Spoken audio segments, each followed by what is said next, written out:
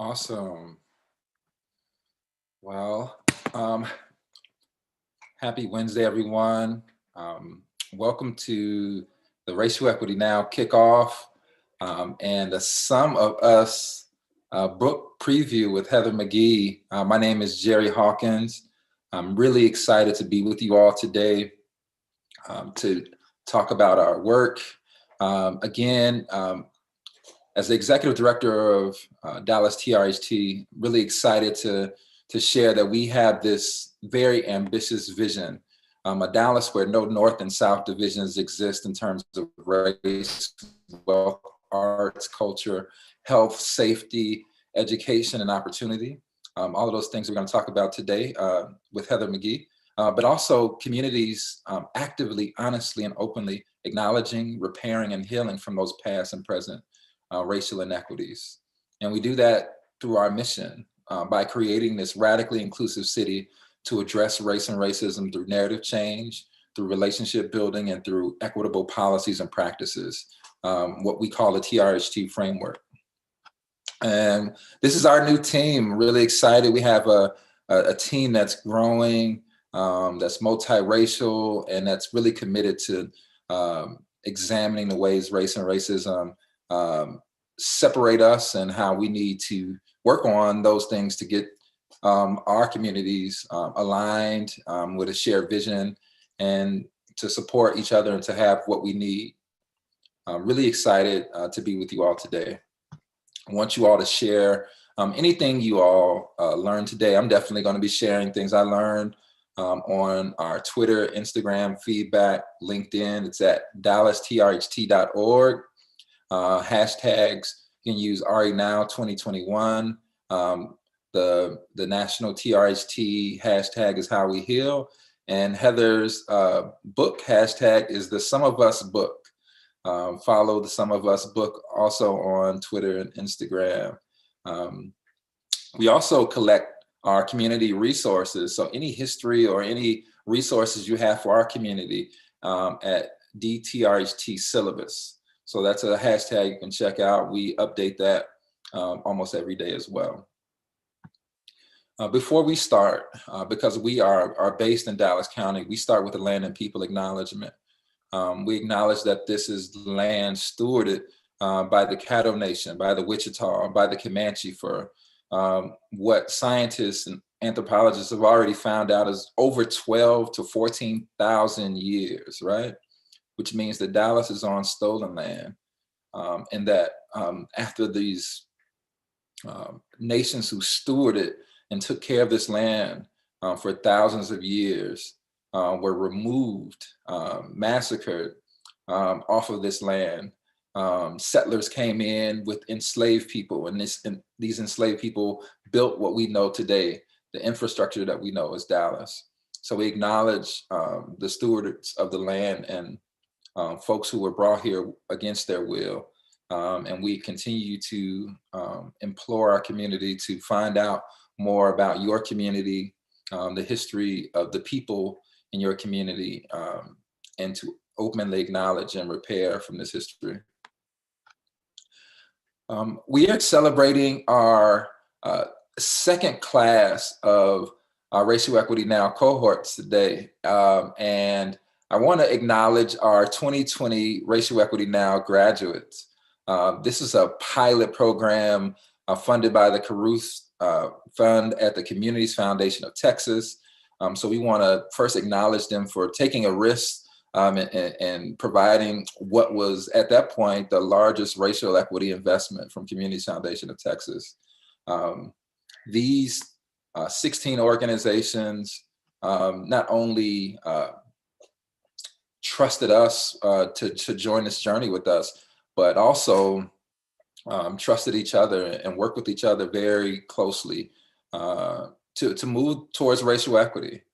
I want to give a shout out to the Afia Center, to Commit, to American Indian Heritage Day, to Faith in Texas, to Bishop Arts Theater Center, to Leadership ISD, to City Square, to Miles of Freedom, Momentous Institute, Teaching Trust, the Lone Star Justice Alliance, Richardson ISD, Simmons School at SMU and the Bud Center, North Texas Dream Team, Interrupt, and also United Way of Metropolitan Dallas.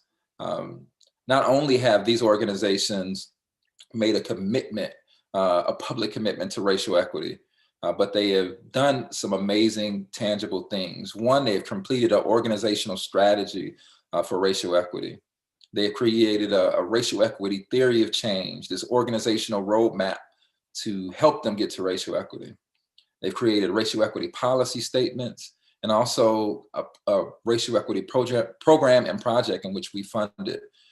So really excited about the work that they're doing in our community currently, and how they're going to support each other in the future.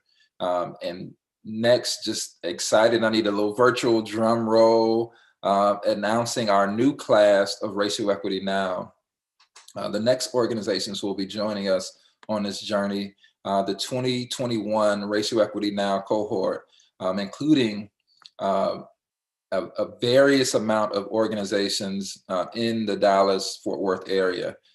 Building Communities Workshop, who will have done amazing things in our community and will do more after they finish this work with all of these organizations. Dallas Mexican American Historical League, the Dallas Stars Foundation, Dallas Summer Musicals, Dallas Theater Center, the Stew Pot at First Presbyterian Church of Dallas, Girl Scouts of Northeast Texas, KERA, our local PBS affiliate, Our Friends Place, Poetic, Readers to Leaders, Teach for America, our DFW chapter, the DEC Network, the Senior Source, and the YMCA of Dallas. Congratulations to these organizations. We look forward to working with you all this year and just excited about the work that you all are going to do. So I want to introduce our guest of honor, our friend, and someone who I've admired for a long time, seeing her on shows like Bill Maher and MSNBC, and reading some of the work, especially her work at Demos and Color of Change. Heather McGhee, who is, we're not even going to go through the whole list. We're going to say the author now of The Sum of Us. All right, The Sum of Us just released yesterday. What racism costs everyone and how we can prosper together. I want to read some of the early praise for Some of Us from Eddie Glaude Jr., who I actually just read his amazing book, Begin Again, about James Baldwin. And what he says about Some of Us is that racism sits at the heart of America. And McGhee shows its effects on the very people who cleave to it, which is a very important statement, right? The Sum of Us removes the cloak of this land, from this land of so-called innocence, and brilliantly offers a path forward for this nation. This book is for all of us standing in the breach, working towards social change. With care and unflinching honesty, McGhee has written an extraordinary book for these difficult days. And just one more. This is from Alicia Garza, who is the author of Purpose for Power and obviously a co-founder of Black Lives Matter. In this critical moment where we have fallen so far apart, and we know we have a lot to talk about, especially in Texas. The Sum of Us is the book we all need. For close to a decade, the Black Lives Matter movement has been doing the work to change how racism and America's willful amnesia surrounding it devastatingly impacts the lives of Black people in America and around the world. This book provides an important and necessary piece of that equation, not just how racism hurts Black people and people of color, but white people too. The Sum of Us is a must read for everyone who wants to understand how we got here, but more importantly, where we can go from here and how we can get there together. So with that, I will stop sharing the screen and I will welcome Heather McGhee. Good morning, Heather. How are you? Good morning, Jerry. Peace and blessings to you. It's so good to be with you. I have so many people in Texas on my mind right now. I wasn't sure that we were going to be able to do this event, that you all would have power. So I'm happy for you that you are not in that situation. My brother who lives in Austin doesn't have power, and so many people are really struggling right now. So my heart goes out to them. Yeah, I'm blessed to be one of the few who has power. I actually have guests at my house because they didn't have power. So it's really it's a serious situation. I want to actually maybe even talk about that because Yep. Because racism is in everything, right? And issues of race, because racism is in everything, also exacerbates the way people make policy. Yep. This is the latest example, and unfortunately, a terrible one of how like policy making influences like real people's lives, particularly with climate change, with deregulation of energy, right? Texas is on this little separate grid, with the exception of El Paso. What are your thoughts about this latest kind of like just events that are happening, obviously around the country, but particularly in Texas? Yeah. I mean, in many ways, this is an example of the drained pool politics that I write about in the book, of the anti-government deregulation, profit first, failure to invest in our people and safeguard our common resources and attend to the public good. That is a hallmark of the last 50 years in this country. And the way I tell it in the book, it is something that gained the support, this whole vision, this anti-government vision, it gained the support of white Americans once government began to integrate. And once government began to go from the enforcer of the racial hierarchy to saying, really in a very short time, suddenly, we're going to be the upender of the racial hierarchy. And that was a betrayal of what the majority of white Americans had been taught by the US government, right? The US government is the one who segregated. The US government is the one who, created the legal structure and the policy structure for enslavement and lack of accountability around lynching and segregation and all of that. It was the government who was the one signaling to the American people, this is the way that society should be ordered. And then in a relatively short amount of time, it flipped. And I do believe that our country has never truly recovered from the way that white Americans reacted to the inclusion, the true inclusion of people of color into the public. I tell the story in the book of what happened in so many towns across the country where the communities had built, with the help of the federal government and state and local governments over the 20s, 30s, and 40s, these grand resort-style public swimming pools. And many of them, like much of government policy and government benefits, were segregated in for whites only. And when during the civil rights movement, Black folks were finally able to say, hey, with our tax dollars building that pool too, I want my kids to swim in the summer as well. Faced with the threat of integration, so many towns drained their public swimming pools rather than integrate them. And that's what I mean by drained pool politics, because in some ways I find the drained pool to be a really apt metaphor for what's happened in our economy and in our society. It really was a turning point in white public opinion. White Americans, the average, went from extremely pro-government, New Deal, we want strong unions, we want a big role for government to guarantee a high standard of life in America, but we want it with this asterisk, or we expect it to be with this asterisk that says, okay, this social contract is for white people only, to a sudden rightward shift among the white majority. And I think we should all know a fact that more than any other fact explains our politics still to this day, which is that no Democrat has won the majority of the white vote since Lyndon Johnson signed the Civil Rights and Voting Rights Acts. And you, in your introduction, use this this phrase that I really appreciate, because it helps us understand kind of the politics of emptying out pools, right? You said the tally of the hidden cost of racism, right?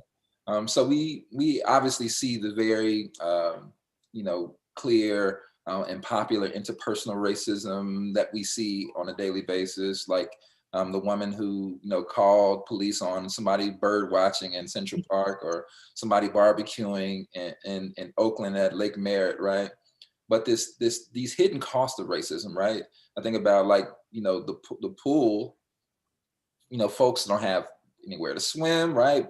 Now 70% of Black people don't know how to swim, right? We're excluded from beaches, right? All of these costs, right? But what does that mean also for communities who are not necessarily connected to that policy, but benefiting from it, right?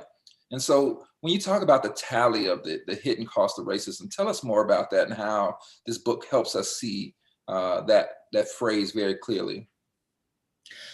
So I've set out to write this book because I had spent nearly 20 years working in economic policy, trying to, research and design and advance solutions to economic inequality that is impacting working and middle class people of all races in this country. We have this wide economic divide. 40% of adult workers are not paid enough, and this was before the pandemic, were not paid enough to meet their basic needs for utilities, rent, childcare, transportation, food.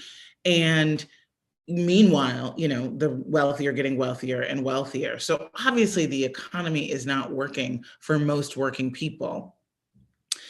And I tried to answer these questions, in many ways using, straight economic approaches, right? Do we look at the tax policy, the labor policy, the way we invest and we spend government resources? And it felt to me like I was really missing something. And I asked myself the question, why can't we have nice things? And by we, I meant all Americans, right? Both white Americans, who are the largest group of the impoverished, the largest group of the uninsured, and people of color who are disproportionately so. And of course, by nice things, I really am not talking about like laundry that does itself here. Right. I'm talking about which would be nice. But, I'm talking about what would also be nice, which is like universal healthcare and a modern, reliable infrastructure. Thank you very much. High-speed rail, universal childcare, well-funded public schools in every neighborhood, things that our country can afford and that other countries that have nowhere near our wealth but are as advanced are able to figure out for their citizens. And so I went on a journey across the country. I talked to hundreds of people, including you and Erica and other good folks in Dallas, and really was able to weave together an answer that finally felt like it made any kind of sense, which is that racism in our politics and our policymaking is driving inequality for everyone. And the reason why I say, Jared, that they're hidden costs is that I think the dominant frame around racism in our society, in the narrative, is interpersonal, as you said so astutely. Even if it is systemic, it really is focused on, and I think rightly, but I also think we need to keep evolving our understanding. It's been rightly focused on the privileges that racism confers to white people. The way that white people don't have to fear the police, the way that white people have greater access to healthcare and more funding for their schools, right? But I think it's really important to recognize that even with all of that, we still have too much incarceration. The majority of people who are arrested are white, right? Even with that, our schools are still not as good as they need to be. A plurality of white students have opted out of the public school system altogether, right? We should have public school systems that are the envy of the world and for everyone. Our healthcare system still costs too much and delivers too little. And so even the advantages that white people have over people of color are still at a lower level than we should all be at if it weren't for racism, which distorts our politics and our policymaking. That's like just a very clear and lucid point. We are working now with organizations, particularly because we thought a very good strategy for us to attack structural racism was to really attack the institutions and organizations that uphold this structure. And we are in our second year of our Racial Equity Now cohort. Now excited, we're working with, you know, the foundation of a hockey team, the local hockey team here, and architects and our local PBS affiliate, you know, folks who are working to reclaim the narratives of Mexican American neighborhoods in Dallas. And so as these organizations embark on their journey with us of working on racial equity, can you give them some advice or some tips, particularly in your work with policy? I think about some of the reports that I really appreciated, like the asset value of whiteness, and some of these amazing, you know, documents that you've contributed to, or the brain trust that you've contributed to. What are some of the things they need to know going into this work as folks who are taking this racial equity journey with us?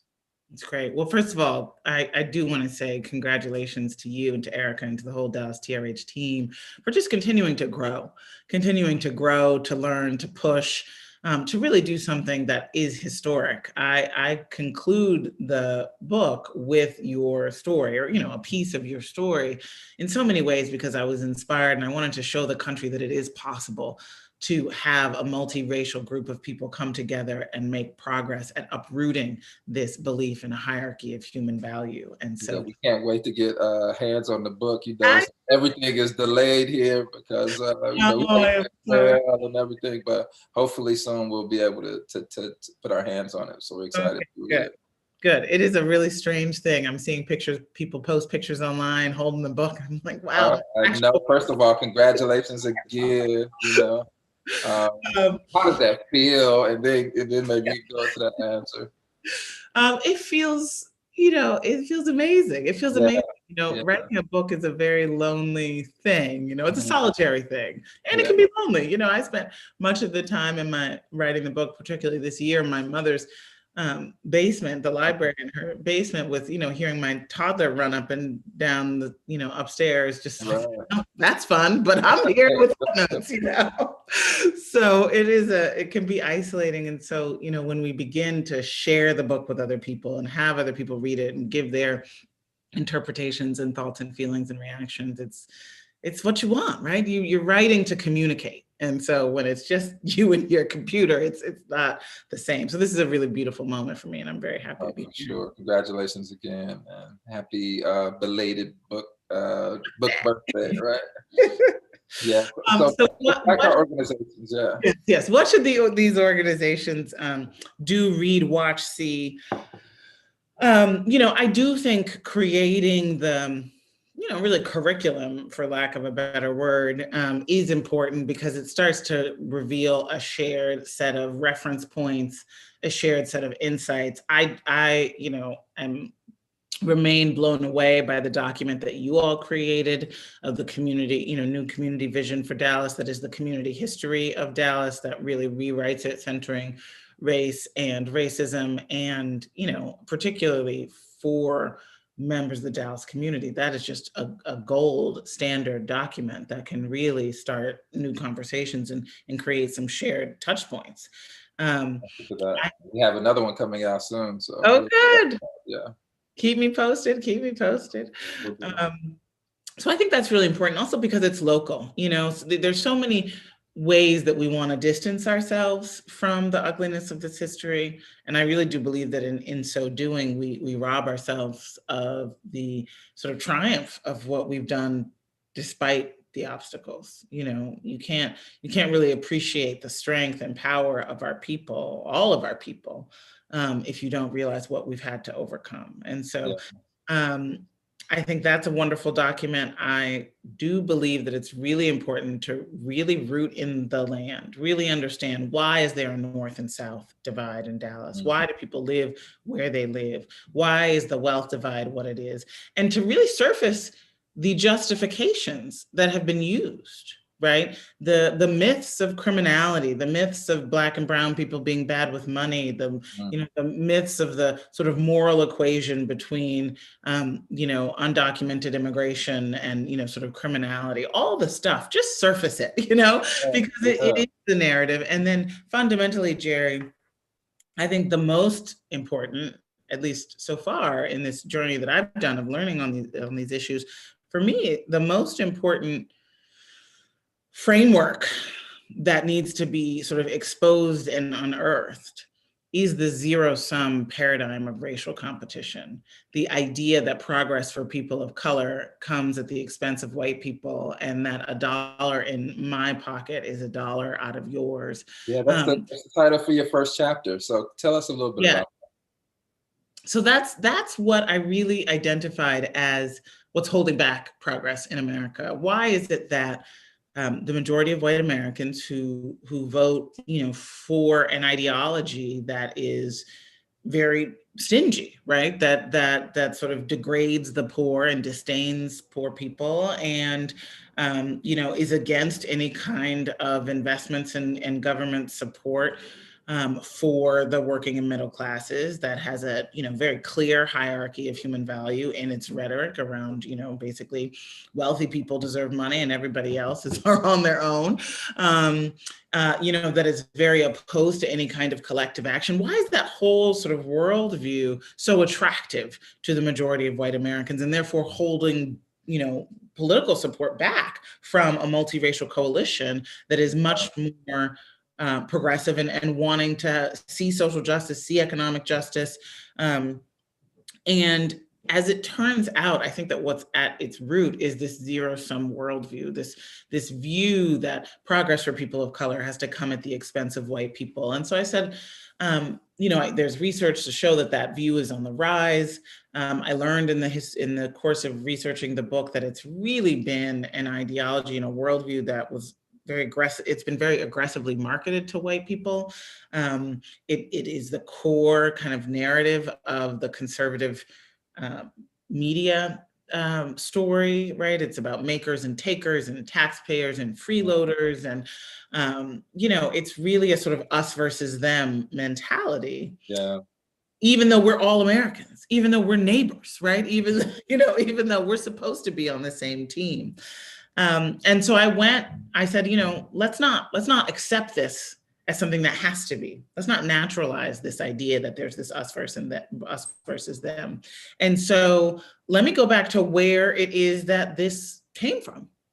Yeah. Why do we have this zero-sum racial hierarchy? It's not, a natural part of human nature. People of color don't think this way, much lower levels of sort of zero-sum thinking among people of color. So it's a story that is sold and bought. And so I wanted to know why. And so the first chapter does a very brief, I think, for how much history is encompassed, retelling of the story of the birth of this country and how it is that the zero-sum racial hierarchy was invented and sold in order to justify stolen land and stolen people and stolen labor, and to sell, and because it was a zero sum, right? The economic model was zero sum. Mm-hmm. We profit, you share none of the profit, we take, that is it, truly exploitative. Then what happened was that the white elite at the time that was profiting from this model really had to sell to the white masses the idea that the inverse, the idea that justice or liberation for people of color was going to come at their expense. Mm-hmm. Even though at the beginning of our history, most white people had no land and were indentured servants and had very few rights. And I actually tell the story more in the book 400 Souls, which I also want to recommend to your audience, which is it's amazing book edited by Hebron and Keisha Bland, Dr. Keisha Bland. So really excited about that. Yeah, so it's 400 Souls is this great compendium, a history, an anthology of African America, and each author within it took 5 years of history, and my 5 years were the years surrounding Bacon's Rebellion, which is the time after which the real racial hierarchy to divide white and Black people was instituted by law in colonial Virginia. I just got a text that Dr. Gail Christopher, who is the architect of the Truth, Racial Healing, and Transformation Framework, and my mother, has been on, but has to run to a meeting. So I just want to shout her out I love you, Mom. I'm actually about to talk about Dr. Gail Christopher and your mom, because both of you all are very humble. So humble, in fact, that for a long time, I didn't even know you all were related. And most people don't know you all are related, which is, very interesting, because the work that you all do intersects with each other, Every day. And she doesn't like to talk about you a lot, because she says, I'm just very proud of her. That's what she says all the time. And I noticed in my little Kindle version, because I don't have the book version yet, that you dedicate this book to your mother. She is the architect of TRHT, this Truth, Racial Healing, and Transformation framework that we use for everything that we do. So I want you to just talk about, first of all, the dedication of this book to your mom, and this relationship that we don't get to hear a lot about, because you all are very humble and obviously very hard workers, but also, this connection of these two amazing Black women. And I'm saying that, doing, really important work for not only our community, but our country, and hopefully in a global context, can really help us see our way through to the end of the stuff that we're going through. So please just talk about, your mom and how she influenced this book as well, too. Oh, Mom, yes. It is in the hard copy. I did dedicate it for my mother. In here, just like that. It says for my mother. So as so often happens with parents and children, and Mom, it's okay. If you have to go to your meeting, this is being recorded. We can make sure that you see this part later. It so often happens with parents and children. My mom has a long history of work in social justice and racial justice. But I took another path. I was not gonna be my mom. I was educated by her really at the kitchen table to look for the structural and root causes of things. And so my sort of, big empathetic heart as a kid, my sort of social justice nerd went that way. I said, okay, I was influenced enough by her to know to look to policy. But for me, I was fascinated by economic policy. I was fascinated by these broad questions of what was going wrong in our economy. And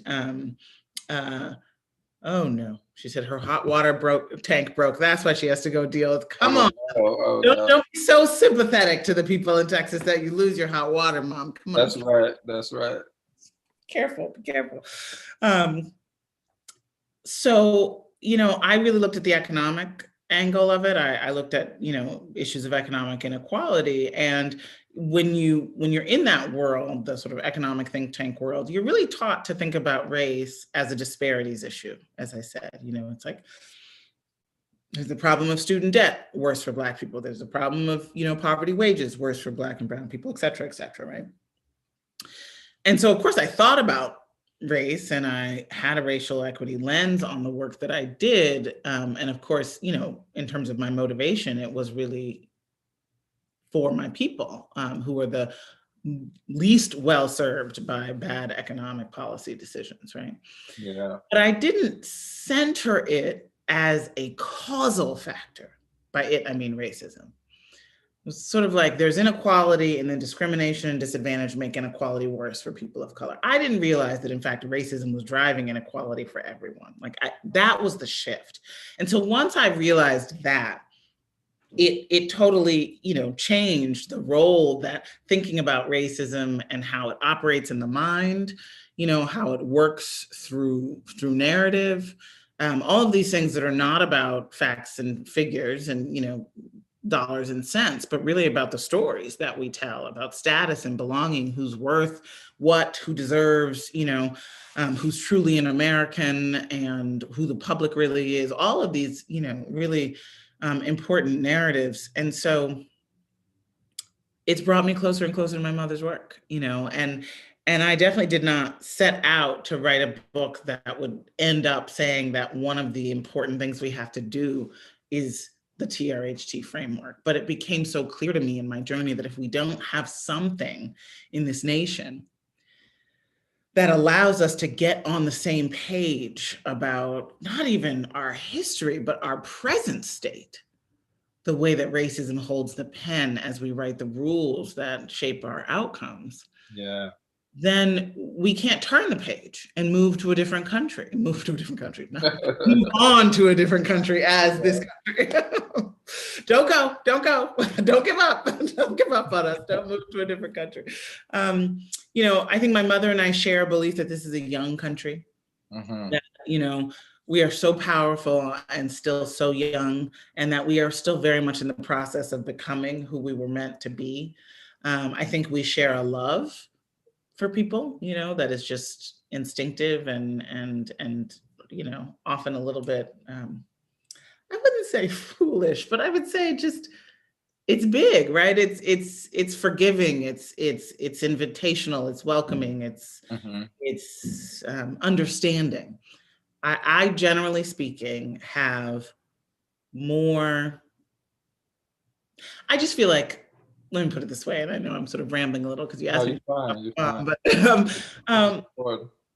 if we think about just how much particularly the dominant conservative story from politicians, from the media, from many churches, from our consumption habits, from what we see when we look at the relative qualities of neighborhoods and all of that, right? Like all of that is communicating a hierarchy of human value. All of that is communicating that if you have more and your skin is whiter, then you are better.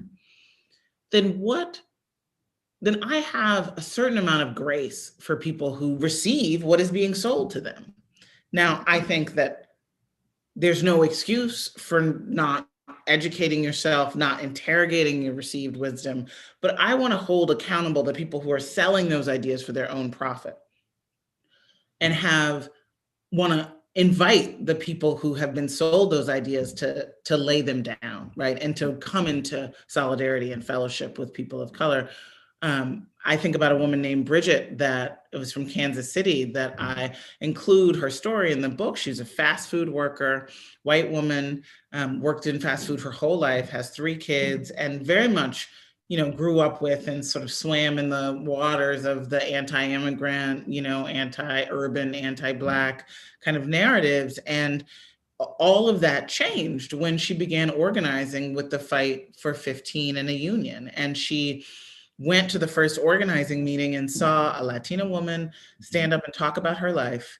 And she saw herself in hers. The woman had 3 kids in an apartment with bad plumbing, and she felt trapped. And she said, that's me, right? And in that multiracial organizing, and the organization was very explicit, this organization, Stand Up Kansas City, that it needed to be multiracial organizing, that Black, white, and brown were impacted by these poverty wages, and that division and racism was an enemy to the cause of winning 15. She told me, I used to believe the us versus them, and now I know that it's not about us coming up and them staying down. We've all got to come up in order for us to come up. And she said, as long as we're divided, we're conquered. I believe in that possibility of that shift and that transformation. And it is through organizing and collective action that it can come. And that's why I began to call these things these solidarity dividends, like higher wages that you get when we are in solidarity with one another, when we make other people's cause our cause, when we find common solutions to our common problems. No, that's a great segue, because so much has happened since the last time we talked to you. Right. We talked to you last fall, and we've had obviously a second wave of coronavirus, right? And we've seen, obviously the racial disparities in testing and actually medications and deaths are just astronomical. But now we're seeing vaccination disparities, right? We have insurrection at the Capitol, right? An attempted coup, right? Never would have thought we saw this, but it's here. And we also have a new president, right? I was really cautiously excited and interested in one of the platform policies, which is racial equity. which talks about some of these solidarity dividends that you discuss. Yeah. So my question for you is that with the new administration, with one of their 4 policy points being racial equity, what are your thoughts about that, and what do you think we can achieve, particularly from this presidency? We're not even talking about the presidency that owes its existence to Black folks in South Carolina and Black folks in Georgia, and all other places, right? So what do you think about this racial equity policy platform from President Biden? So much, right? so much to do. I always, I'm always feel a little bit sorry for Democrats coming in to clean up after, crises after crises. It does feel like deja vu, right? I mean, there's just so much to be done. So that day when President Biden signed a raft of executive orders around racial equity, he gave his first address as president, on the issue of race. And I was really heartened to see that he used some of the sort of framework and language from The Sum of Us. He said, a big problem here, I'm paraphrasing, is that, but he explicitly said, we've had this narrow, cramped, zero-sum view that progress for some people, for folks of color, has to come at the expense of white people. And he gave like 5 different examples of a zero-sum worldview, in his like Joe Biden folksy voice. And I was like, okay, yeah, that's what it sounds like. That's what I heard. His policy advisors are paying attention to you, obviously. I hope so. I got them the book in December. And then he said, racism is making us less prosperous. It's making us less secure. It has a cost for everyone, not just the people who feel the sting of discrimination. And I thought that was really important because we have to truly communicate. We have to address the frameworks that are operating in the audience's mind, right? So he is coming on the heels of 4 years of someone for whom the zero sum was the dominant story. Right? It's all about winners and losers and us versus them. And so you can't flip around and then say, I care about racial equity without explaining who it's going to cost, who it's going to benefit. What is the justification without it falling into that same framework and kicking off this kind of white resentment that we know is such a powerful force. So I was obviously really pleased to see that and to see the policies that he was implementing with that. Much of that was a repeal of what had been done and a restoration of the, momentum that had been created in the last years of the Obama administration around fair housing and, criminal justice reform. The first thing we have to do is get this pandemic under control and get our economy moving again, and we have to heal. Black Americans have experienced the brunt of this colorblind storm, because even though the virus itself, has is not racist, right? It came to the shores of a racist country, right?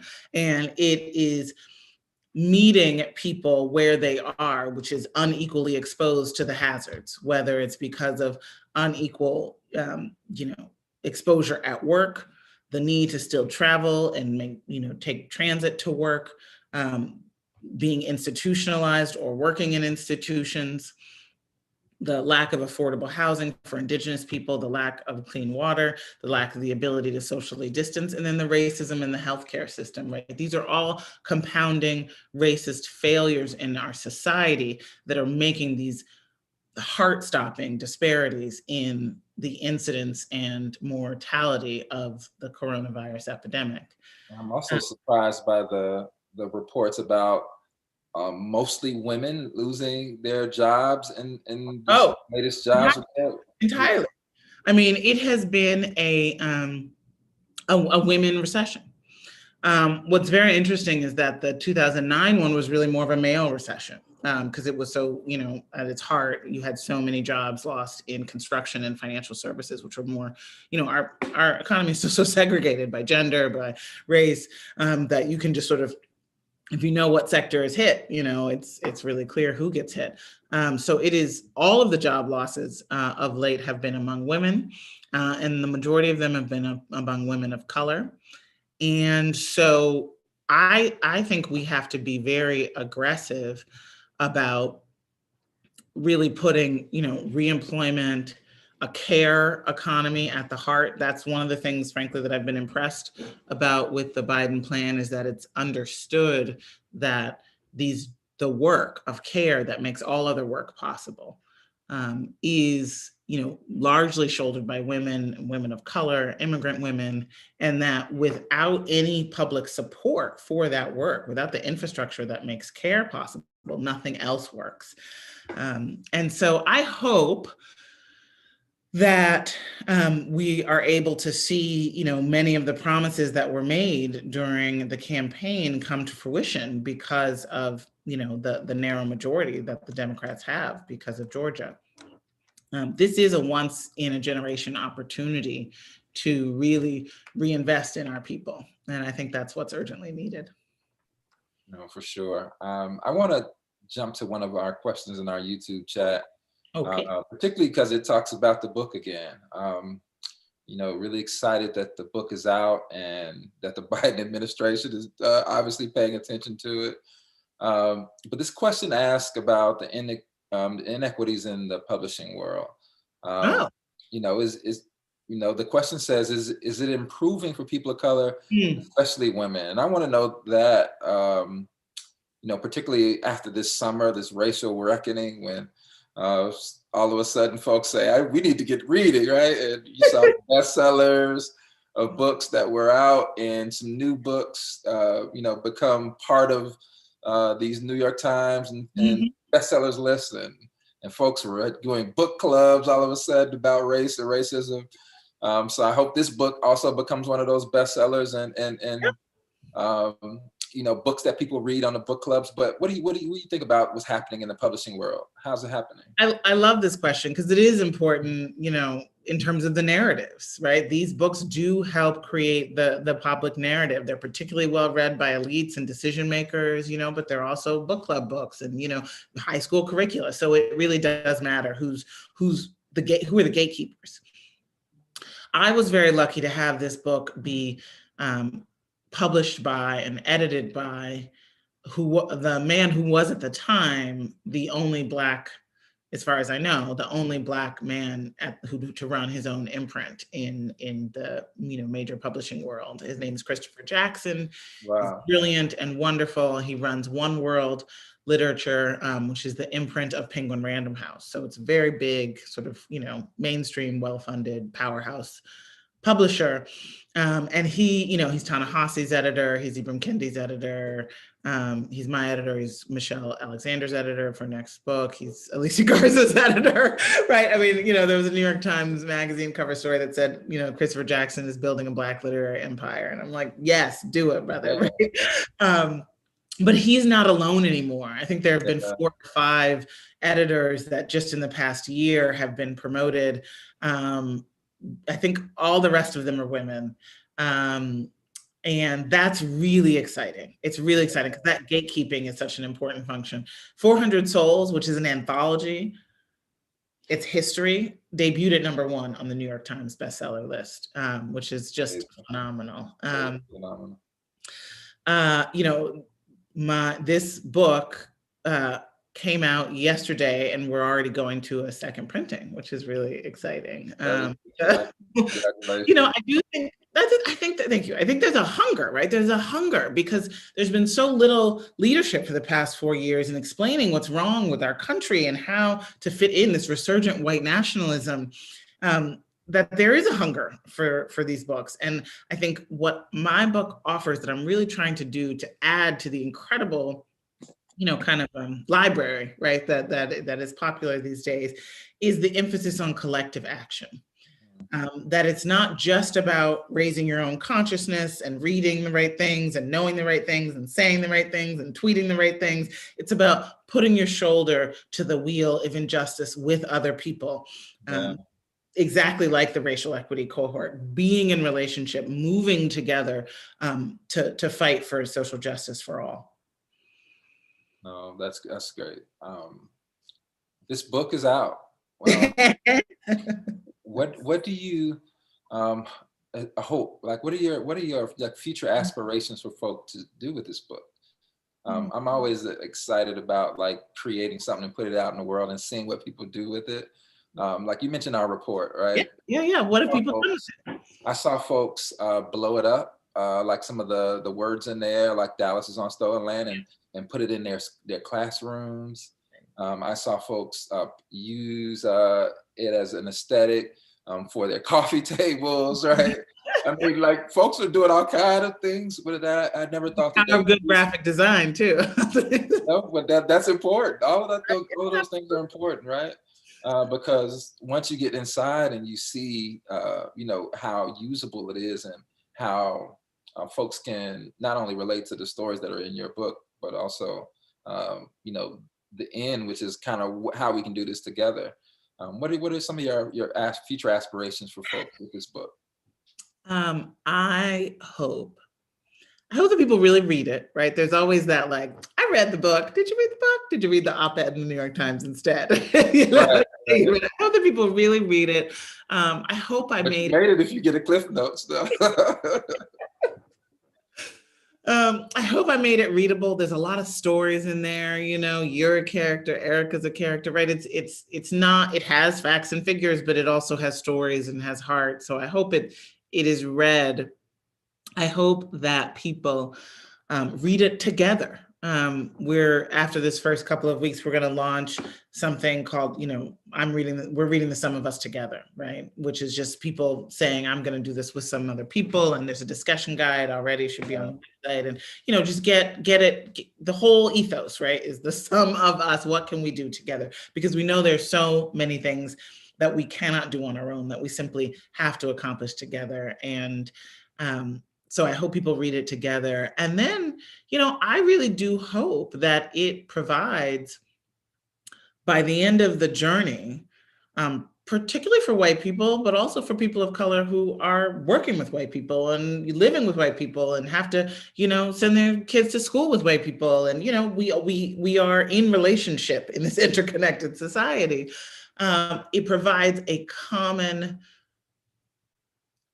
rationale for the racial equity work that is by no means diminishing that the burden is always borne most acutely by Black and Brown and Indigenous people, and yet is not blind to the fact that racism distorts our whole society and that it is no way to run a country, and that it is holding us back and is the common denominator in our most vexing public problems, and therefore broadens the sort of circle of who's willing to fight and helps quiet that voice in white folks' mind that says, well, what is it gonna cost me? You know, what is it gonna cost me? And am I going to end up giving up, not just, you know, getting that promotion that, you know, maybe is because I was buddy with the boss, but is it going to cost me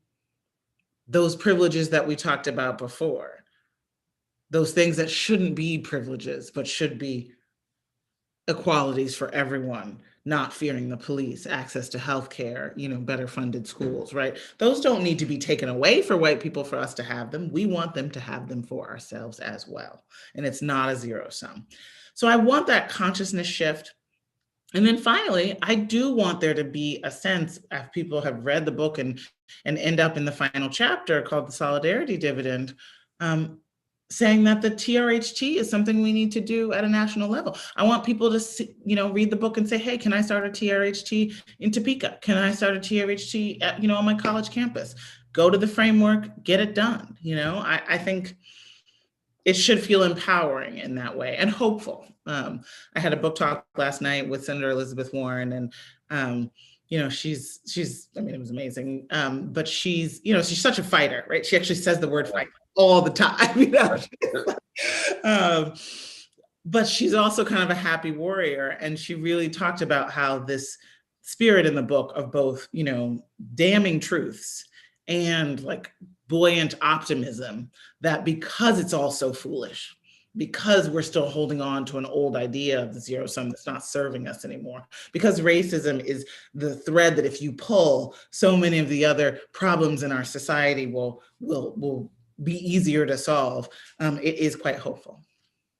No, that's amazing. I think right now we just want to give you some time back, and we want to also let us know what's happening with the book. I know after this you are going on an Instagram Live, right, with John Legend.